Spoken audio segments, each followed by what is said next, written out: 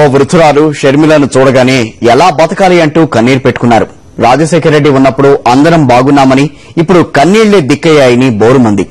మన్ను తిని బతకాలని ప్రజలు ప్రశ్నిస్తుంటే షర్మిల కళ్లలో నీళ్లు తిరుగుతున్నాయి.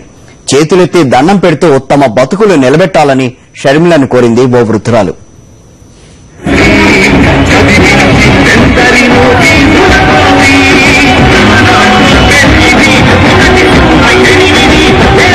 గుండెల్లో భారం, కళ్లల్లో నీళ్లు, మనసులో చెప్పలేని వేదన.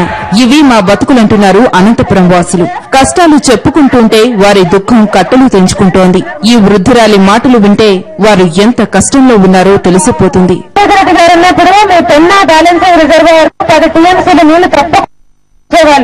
అందుకనే ఇప్పుడు నీళ్లున్నాయి, వీళ్ళు ఇయ్యడంలే కనుక భూగర్భ జలాలు ఎండిపోయినాయి. లేదు, అర్ధరాత్రి అయినా సవరాత్రి అయినా కరెంటు లేదు. రాజశేఖర రెడ్డి ఉన్నాడు, కరెంటు బాగుండే, నీళ్లు బాగుండే. ఈ బస్సు రాజశేఖర రెడ్డి గారు పోతుండే బాగా రాజశేఖర రెడ్డి ఉన్నారు బాగుండే.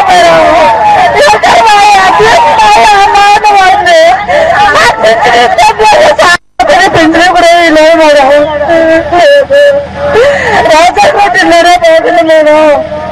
ఇళ్ళ ముందు నాటకుండా ఇప్పుడు ఏంటి లేవు మేడం, కరెంటు లేదు, మనుషులు చచ్చిపోయేది కరెంటు లేక ఖర్చు పాము ఏం చేసేది.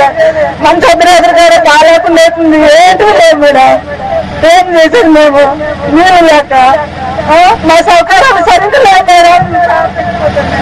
ఇన్పుట్ సబ్సిడీ లేవు, కరెంటు లేదు, ఆరోగ్యశ్రీ పలకరు, ఇచ్చే పెన్షన్లు కూడా తీసేస్తున్నారు. ఇవన్నీ సౌకర్యాలు అనుకుంటే కనీసం తాగేదానికి కూడా నీళ్ళు ఇవ్వడం లేదంటే అసలు వీళ్ళకి అధికారంలో ఉండే అర్హతే లేదు.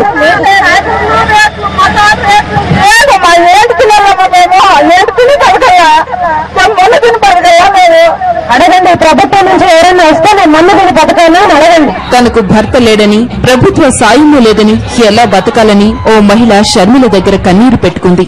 ఫోటోసిమ్ అంటే ఎక్కడి నుంచి తెచ్చిస్తారు, ఏం డబ్బులు ఉన్నాయా ఇచ్చేకి, లేకపోతే ఏమన్నా పై నుంచి ఎవరైనా పంపిస్తానారా మీకు ఇచ్చేకి? మన జగనన్న మళ్ళా వస్తాడు, రాజన్న రాజ్యం మళ్ళా తెస్తాడు, దేవుడే వీళ్ళందరికీ బుద్ధి చెప్తాడు.